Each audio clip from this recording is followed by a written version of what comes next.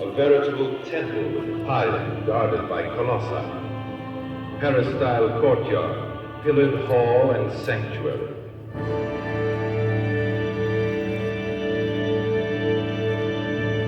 I, Tutankhamun, the youthful pharaoh who re-established Ammon in all his power and glory after the treachery of my brother, I have left behind me in this courtyard nothing but this calcite sphinx.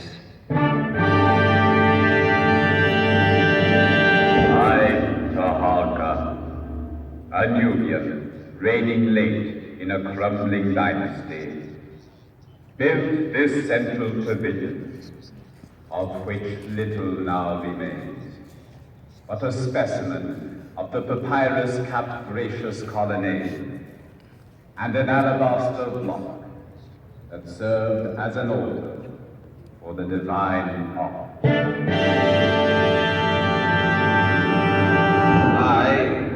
A pharaoh whose name is lost, so many contradictions are graven on my pedestal. I left the symbolic image of all the